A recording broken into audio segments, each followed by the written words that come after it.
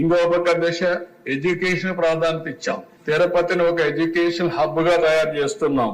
IIT, IISER, అదే మరిగా culinary institute ఒకటి, త్రిబుల్ ఐటి కర్నూలులో పెట్టాం, ఉర్దూ యూనివర్సిటీ కర్నూలులో పెట్టాం.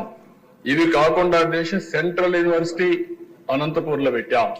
రాయలసీమని ఒక ఎడ్యుకేషన్ హబ్ గా తయారు చేయాలని తెలుగుదేశం పార్టీ ముందుకు పోయాం. ఏదైతే ప్రజాగళంలో మిషన్ రాయలసీమ అనౌన్స్ చేశారో దానికి కట్టుబడి ఉండి తప్పకుండా మిషన్ రాయలసీమలో చెప్పిన ప్రతి ఒక్కటి కూడా తెలుగుదేశం పార్టీ ఎన్డీఏ ప్రభుత్వం పూర్తి చేస్తామని చెప్పి కూడా నేను మీకు తెలియజేస్తున్నాను. ఈరోజు అధ్యక్ష, రాయలసీమకి ఏదైతే హార్టికల్చర్ హబ్ గా తయారు చేయాలని నీటి సమస్య ఉంది కాబట్టి 90% తో డ్రిప్ ఇరిగేషన్ కు సబ్సిడీ ఇచ్చాం.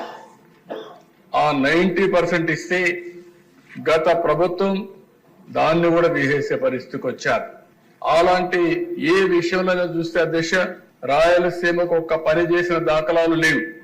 ఇండస్ట్రీ వచ్చిన తిరుపతిలో హార్డ్వేర్ హబ్ గా తయారైందని తెలుగుదేశం పార్టీలో వచ్చింది.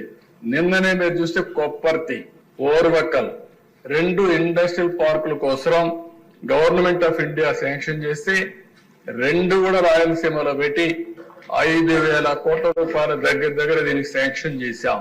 అదే మరి ఓర్వకల్లో డ్రోన్ సిటీగా తయారు చేశాం. మ్యానుఫ్యాక్చరింగ్ కానీ, యూస్ కేసెస్ తయారు చేయడం కానీ, సర్టిఫికేషన్ కానీ కేంద్రంగా తయారు చేశాం. అందుకే కర్నూలు టౌన్ ని ఒక మంచి టౌన్ గా తయారు చేయాలనేది తెలుగుదేశం ప్రభుత్వం యొక్క సంకల్పం. తప్పకుండా చేస్తాం. అందులో ఒక అడుగు ముందుకేస్తూ ఈ రోజు హైకోర్టు బెంచ్ ని కర్నూలులో పెట్టడానికి ఈ హౌస్ తీర్మానం చేస్తున్నామని కూడా నేను తెలియజేసుకుంటున్నాను. మరొకసారి మేమిచ్చిన కమిట్మెంట్స్ ఏవైతే ఉన్నాయో అవన్నీ కూడా ఒక్కొక్కటే పూర్తి చేసుకుంటూ ఆ అన్ని ప్రాంతాలను అభివృద్ధి చేస్తూ ఈ రాష్ట్ర అభివృద్ధి కోసం కట్టుబడి ఉన్నామని తెలియజేసుకుంటూ